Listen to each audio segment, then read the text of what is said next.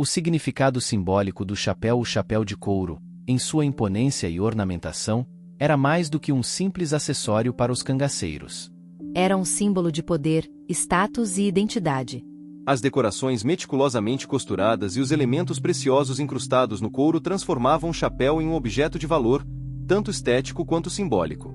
As estrelas de 8 pontas, as medalhas de ouro, as inscrições piedosas e os anéis eram mais do que enfeites. Eram representações tangíveis da bravura, da fé e da memória. No livro Estrelas de Couro, A Estética do Cangaço, Frederico Pernambucano de Melo explora a fundo essa simbologia, destacando como o chapéu de couro, com suas estrelas de 8 pontas e outros adornos, serve não só para proteger do sol e da chuva, mas também para demarcar a identidade e a autoridade do cangaceiro no sertão. Essa análise detalha a maneira como cada elemento do chapéu carrega um significado profundo, refletindo a vida e a cultura dos cangaceiros. A tradição e a resistência ao tempo. Apesar das mudanças e das influências externas, a tradição do chapéu de couro permanece viva. As variações na forma e nos detalhes ao longo dos anos mostram uma adaptação às necessidades práticas e às tendências estéticas, mas o núcleo da tradição se mantém. Desde os vaqueiros até os cangaceiros, e agora aos sertanejos contemporâneos, o chapéu de couro continua a ser um emblema da cultura e da resistência do povo do Nordeste. Reflexões finais. A narrativa do chapéu de couro dos cangaceiros revela muito sobre a história, a cultura e os valores do sertão nordestino. Cada detalhe, cada escolha de material e cada ornamento contam uma parte dessa história rica e complexa. É uma história de resistência, de adaptação e de orgulho cultural. E, acima de tudo, é uma história que continua a ser contada, um chapéu de cada vez. O chapéu de couro é um símbolo emblemático dos sertões nordestinos, e em particular, dos cangaceiros, cujo traje se destaca pela imponência. Barton já notava essa elegância em 1867, descrevendo como os sertanejos transformavam o chapéu num tricórnio, com suas abas presas por botões metálicos. Feitos de couro de cabra, carneiro ou veado, sendo este último o mais valorizado, esses chapéus são construídos a partir de formas específicas e variam em estilo conforme a região. A copa pode ser rasa e levemente afunilada, com costura vertical no estilo pernambucano, ou arredondada e profunda com costuras horizontais e verticais ao modo da Bahia. A aba evoluiu de grande para curta com a urbanização, mas em qualquer caso, o chapéu de couro permanece um ícone dos sertões nordestinos.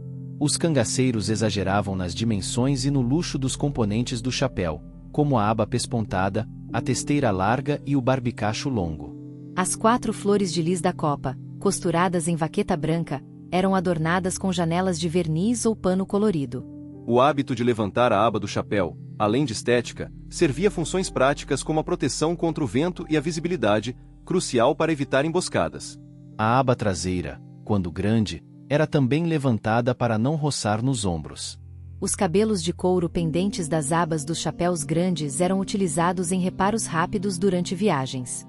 Um relato de 1929 descreve o chefe cangaceiro Lampião usando um grande chapéu de couro, ornamentado e seguro na cabeça por várias tiras de couro.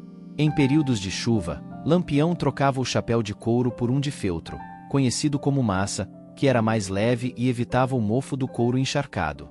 A atenção aos detalhes no chapéu de Lampião, tomado por sua morte em 1938, causou sensação pela ornamentação com cerca de 70 peças de ouro, incluindo moedas antigas e medalhas com inscrições piedosas e iniciais. O peso ornamental não era funcional, mas representava valores simbólicos e estéticos. O uso do chapéu de couro entre os cangaceiros não se restringia a Lampião. Outros, como Zé Baiano e Corisco, também ostentavam chapéus ornamentados, refletindo um gosto estético e de poder. Zé Baiano, além de cangaceiro, agiota nos sertões, usava um chapéu de feltro com várias peças de ouro, sendo vítima de uma cilada em 1936. Corisco, conhecido por sua vaidade, usava um chapéu de couro cheio de ouro e enfeites, e teve seu chapéu capturado pela polícia em 1938. As cangaceiras, por outro lado, não usavam chapéus de couro, preferindo chapéus de feltro de aba média, mantendo a distinção de gênero no uso do traje. Barbicacho, de modo similar ao chapéu dos homens, mas menos ornamentado e com um toque feminino na escolha dos detalhes. O feltro, por ser mais leve e macio, adequava-se melhor ao conforto e ao estilo das mulheres cangaceiras. A estética era importante, mas a funcionalidade também era considerada, especialmente em um ambiente tão hostil quanto o sertão. O significado simbólico do chapéu de couro, em sua imponência e ornamentação, era mais do que um simples acessório para os cangaceiros. Era um símbolo de poder, status e identidade. As decorações meticulosamente costuradas e os elementos preciosos incrustados no couro transformavam o chapéu em um objeto de valor, tanto estético quanto simbólico. As estrelas de 8 pontas, as medalhas de ouro, as inscrições piedosas e os anéis eram mais do que enfeites. Eram representações tangíveis da bravura, da fé e da memória. A tradição e a resistência ao tempo. Apesar das mudanças e das influências externas, a tradição do chapéu de couro permanece viva. As variações na forma e nos detalhes ao longo dos anos mostram uma adaptação às necessidades práticas e às tendências estéticas, mas o núcleo da tradição se mantém. Desde os vaqueiros até os cangaceiros, e agora aos sertanejos contemporâneos, o chapéu de couro continua a ser um emblema da cultura e da resistência do povo do Nordeste.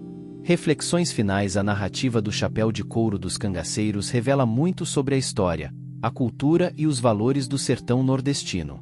Cada detalhe, cada escolha de material e cada ornamento contam uma parte dessa história rica e complexa. É uma história de resistência, de adaptação e de orgulho cultural.